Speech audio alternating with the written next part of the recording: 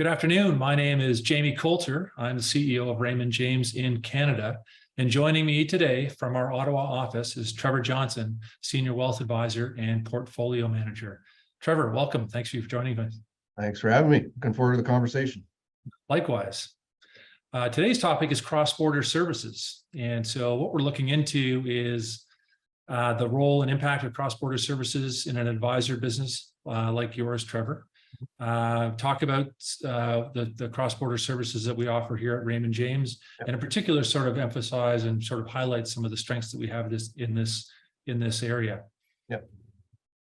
So you've been with us since 2008. We were just talking about that before we went on air here.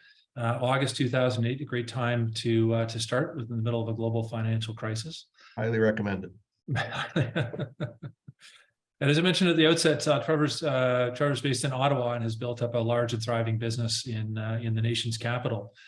And although we could take this conversation in many directions, but today I'm really interested in specifically discussing the role of cross-border services in your business. Yep. So could you share some background on the types of clients you serve and the cross-border aspect of your business today? Yeah, sure.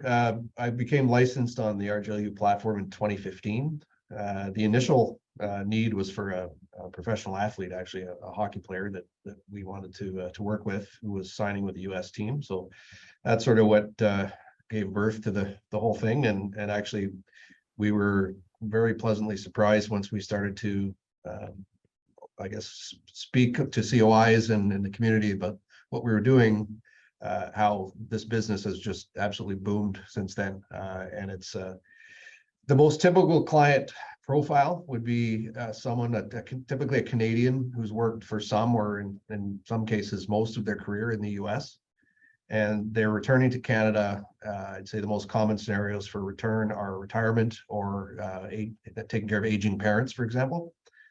And they have this retirement account, 401k or IRA, that they built up over the years in the US. And the dynamic that really created a good opportunity for us and for all RGLU advisors is that X number of years ago, I think right around the time we started in 15, the broker dealers in the States started to inform any client that had a non-US address that they could no longer service them. And they would give them a letter that says you have 60 days to transfer this, or we're going to deregister the whole thing, withhold 15% tax, and good luck. So it's quite amazing how frequent that is. And so for us, those conversations would start with, I've got this retirement account, I have to do something with it, I'm returning to Canada. And typically it would expand from there to include their Canadian retirement assets. So their RSP, RIF, they may establish a TFSA once they're back in Canada, depending on citizenship. So that's the most common. We've got 50 plus clients on the platform now. There are other situations like executives who are Canadian who are working for a US company, and it's the reverse, where they have their RSP they need managed, and then we end up helping them out with their IRA, taxable monies, etc. So there's a cross-border tie somehow that migrates them to us. I've often said that the appeal of the cross-border business is that a client finds himself in one of those two situations you highlighted, either a Canadian moving to work down to the US or the converse, a Canadian moving back into Canada, and as you said, to care for aging parents, perhaps. They cross the border and they run into a problem of sorts, or maybe they run into two or three different problems. Yeah. And that's where your service comes in, and you and your team's service comes in to assist kind of navigating and acting as a problem solver. Yeah, exactly. It's interesting you mentioned, so started with an athlete. You mentioned COIs, and you've now grown your client base to 50 or so. Has that client base grown through, how have you grown that sort of organically or through referrals, or a combination of the two? Predominantly referrals. We've also been running Google AdWords for a couple of years now, and we've had some decent results there as well, where we run an ad on Google that speaks to our unique offering on the cross-border side, that we're able to help Canadians that have IRAs or 401ks that they need help with.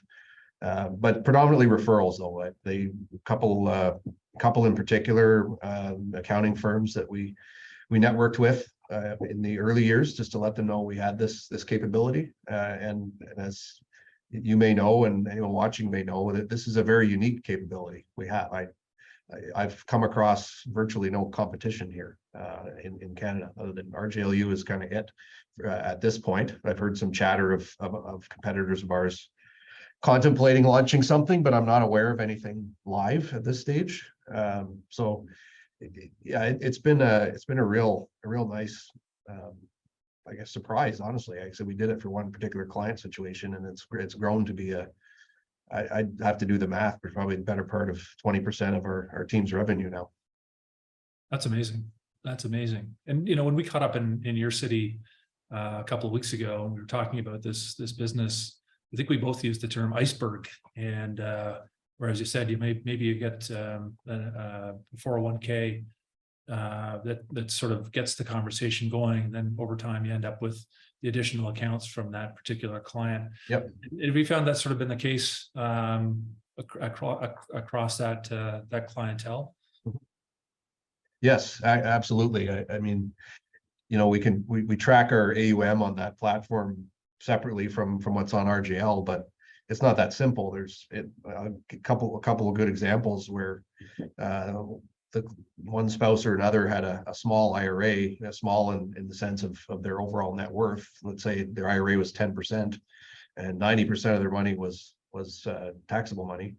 But we got the whole thing because we could handle the IRA. And they were retiring and they wanted one advisor. They didn't want to have two separate relationships. So it is an incredible advantage that we can offer that. We can do cross-border planning now. We have that capability.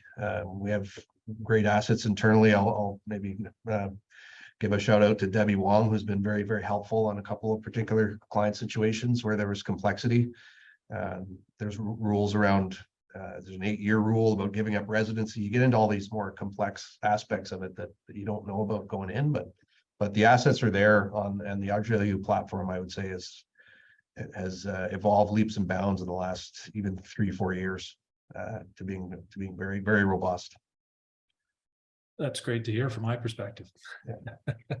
We've been investing in it. So you used the word complexity a couple of times. And I mean, we know the economies and the business communities of Canada and the US are closely integrated in many ways, but it's, doing cross-border business really adds a layer of complexity, and particularly in the wealth management industry. And so you've given us a little bit of insight into how the team and the infrastructure at Raymond James and how that helps you and your team navigate this complex environment. Any other points in there that you'd like to elaborate on?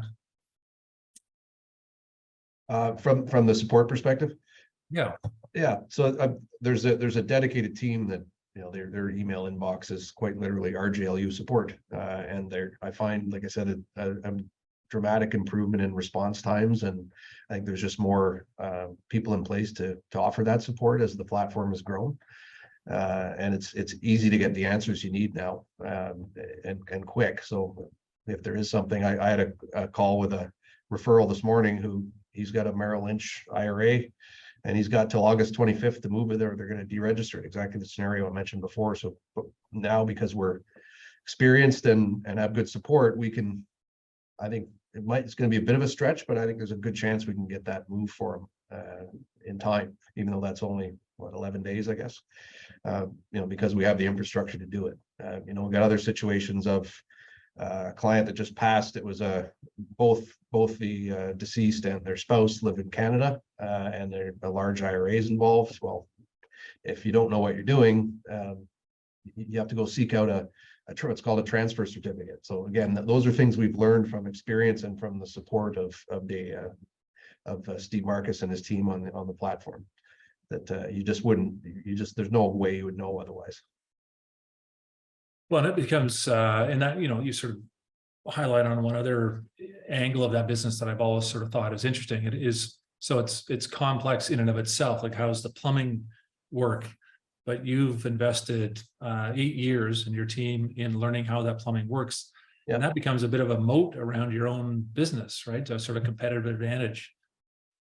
Yeah, absolutely. Because you become very comfortably conversant in these complexities. That sounds like a Dr. Seuss riddle there, but you just through repetition and experience, you get to know what those little nuances are. I mean, honestly, the portfolio management piece of it's the easy part. There's endless similarities to what we do on the RGL side there. A portfolio is a portfolio. As long as you know how to use the software to place a trade, you're good.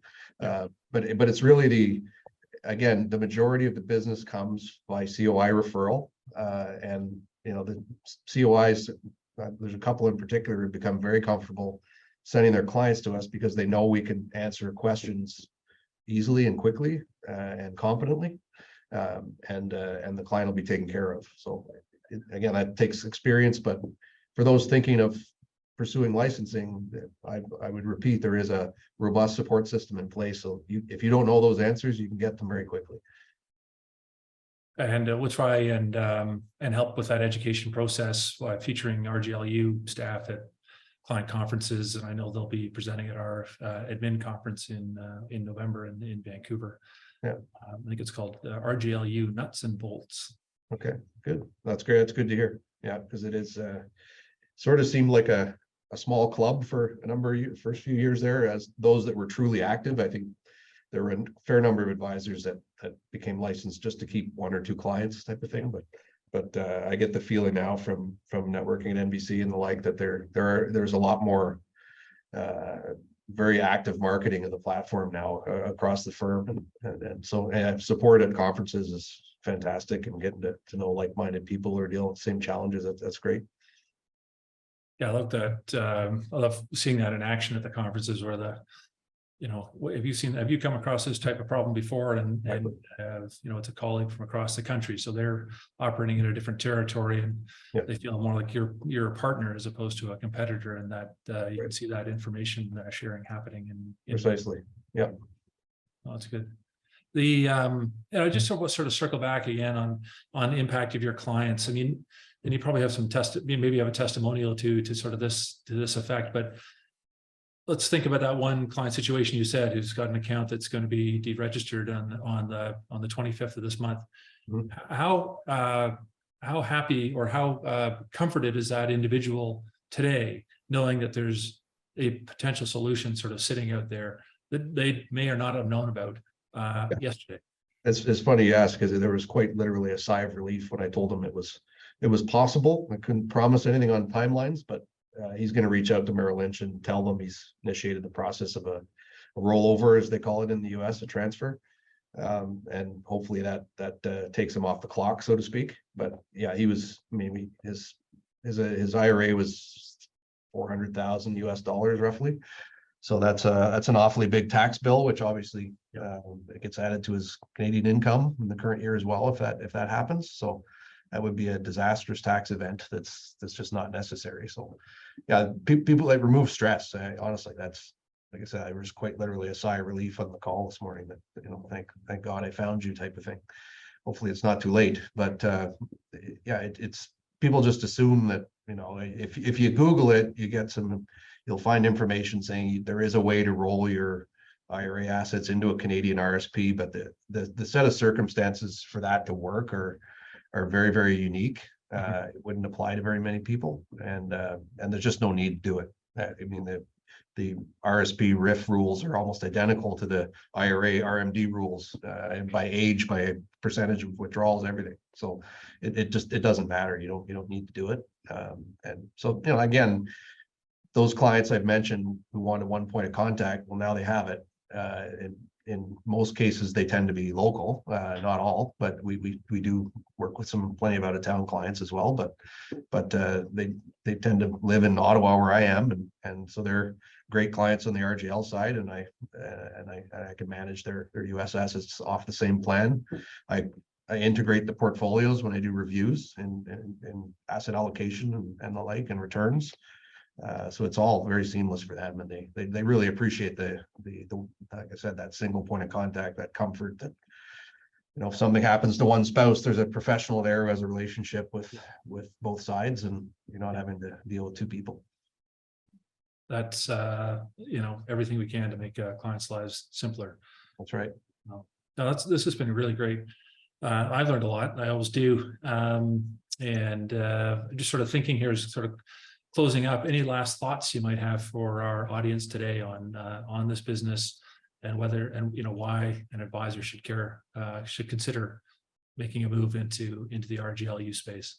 Well, if you want to grow your practice, I think it's honestly one of the easiest ways to do it, because it is so unique. Maybe down the road we'll have competition. Right now, as far as I know, we don't.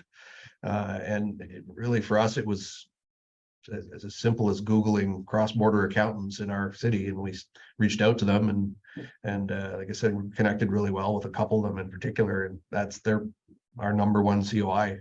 I'd say I dare say through my entire career, that's been my number one source of referrals from a single COI. So again, it's the uniqueness of it. It's not a daunting process to go through. There's a couple exams to write. It'd be your series 7s or series 63 is kind of like our conduct and practice handbook.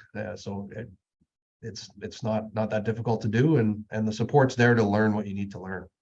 Like I said, the money management is exactly the same as what we do in Canada. You just need to get to know the various providers, but we probably work with a lot of them already. So it's really just, the educational piece and a bit of learning, and it's a great source of growth. Thank you very much for your time. So I was joined this afternoon by Trevor Johnson, a senior wealth advisor and portfolio manager in our branch in Ottawa. And my name is Jamie Coulter. I'm the CEO of Raymond James Canada. Thank you for joining us today.